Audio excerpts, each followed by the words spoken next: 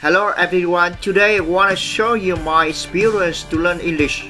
As you know, the English we studied was quite poor and stuck with boring grammar rules. At the end of my study course, I wasn't able to deal with several things in English, not to mention understanding natives. About 4 years ago, I decided I wanted to learn. I didn't attend the school because my job doesn't get me the chance to schedule a free time. So I've been studying almost only through internet. For this reason, I think I have many things to share with you. This is only my own experience. I'm not an expert. And since every person is different, I think what I have done is working for me because in the 4 years time, I achieved a quite satisfactory level. I still make many mistakes, but I see them as an opportunity to correct and improve. And then you know what? Once you deal with English every day, it starts being like a drug. You get addicted. Motivation. The first thing is motivation. How can you motivate yourself? If you have a hobby, deal with the English. I'll be fun and instructive. Let English be a part of your everyday life. Be very enthusiastic with your progress. Compliment yourself often. Never let the teacher or other people taking your motivation down by saying you're not good or you are not talented enough to speak foreign languages. They probably envy your efforts and are using a stale tactic. Simply stay clear from people who prevent you from taking out your best. The best people for your English are those who motivate yourself in every way.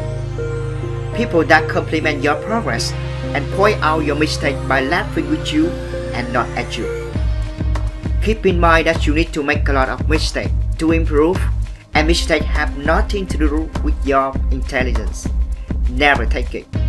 Learning words require a little bit of time, patience, and unfortunately it could be boring. Anyway, there are a few tricks. Remember that your brain's works by connections. It's more likely for you to recall a word if it's associated with something else. A picture, a facial expression, a situation, etc. The more you use it, the more you remember it. Never learn a list of words. Once you decided to learn a new word, use it in sentences. It helps your brain to make associations. As for me, I started to learn new words in relation to a specific topic. For instance, human body, clothes, furniture, etc.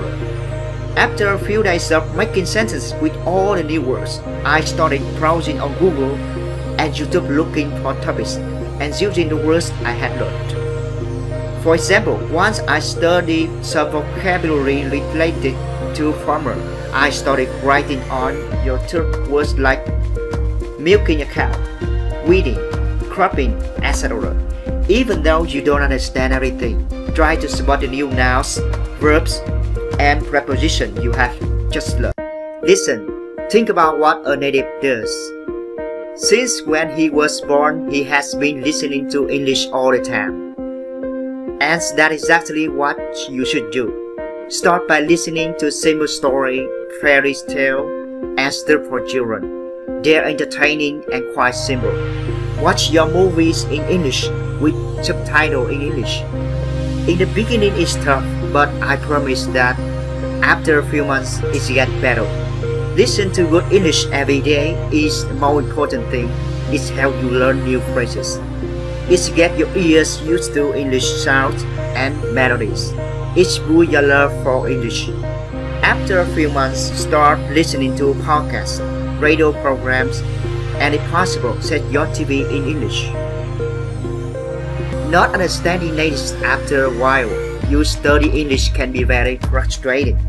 But think about it, when a native English speaker is 5 years old, he listens to about 11,000 hours for actual spoken English. So when you achieve such amount of active listening, you'll be able to understand better than a 5 years old native kid. In addition, as you know, there are a lot of different ways of speaking English. American, Australian, British, etc. If you listen to different speakers from different countries, you get confident with different kind of English and start recognizing different accents. Speak. When a native English kid had to eat or has belly ache, he must overcome his psychological block and express himself. You're not perfect, but if you are able to convey your message, you win. You will just be able to communicate in English. To hone your pronunciation, go to the BBC Learning site and learn the phonetic alphabet. If you have got native English speaker friends, ask them to correct you. Read aloud every day at least for 10 minutes. Look for websites with downloadable files of spoken English and transactions. Listen to the original speaker line by line and try to imitate exactly the same sound. Record the process with your mobile and listen. Do it again until the sound of your English is similar to the speaker ones. When you alone speak English to yourself, better if you whisper. For example, try to explain to yourself what you have done during your day. Since I started studying English, there's always been an English dictionary by my side, and my night table is full of books and magazines in English. Reading is very important.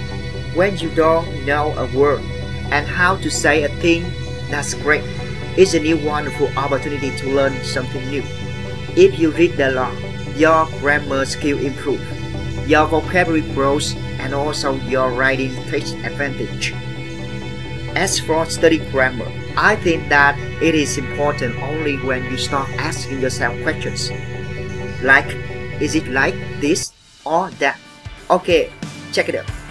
Grammar is important to find answer, to be correct, and it's essential for your writing skills. But don't spend your time by reading grammar books full of boring grammar rules. They give you the wrong expression that you can't take it, and that English is boring and difficult. Besides, they are probably going to block you when you come to speak. Because if you think of which grammar rules involved in a sentence you're about to say, you never get through. Probably in this script, there's a few mistakes. Since I want to improve, if you could correct me, I would be more than happy. And now, bye for now.